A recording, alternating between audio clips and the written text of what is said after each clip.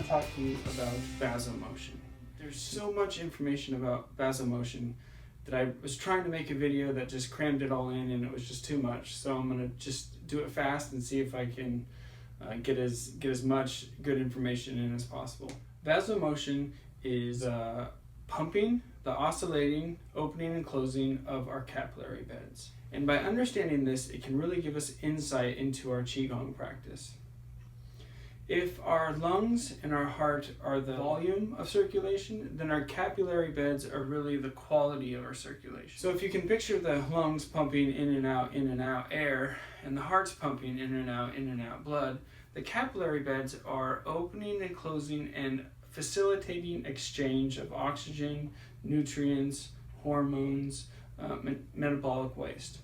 They're not passive by any means. It's not just like they're open.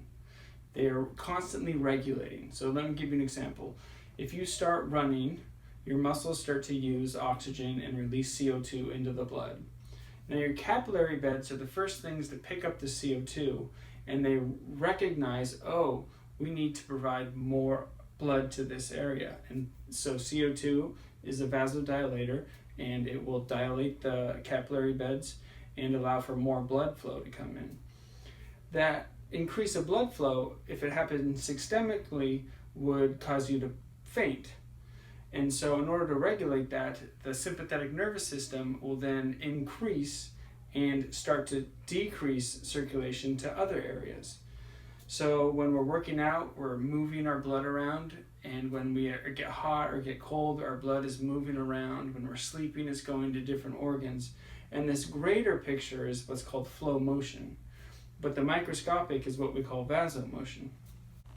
When this goes well, we're healthy. When it goes incorrectly, we start to get sick. And what they've found out is vasomotion, the opening and closing of capillary beds, is decreased across the board in obese patients. They've also begun to notice different characteristics with vasomotion with diabetes patients and rheumatoid arthritis patients. We can also look at fibromyalgia, and if we look at the tender points of the skin, we will find that at those tender points there's hyper levels of vasoconstriction. And by using acupuncture and by using heat, you can kind of also restart that vasomotion, which will decrease the pain. The opening and closing of the capillary beds happens at different frequencies. The quickest is with our heart.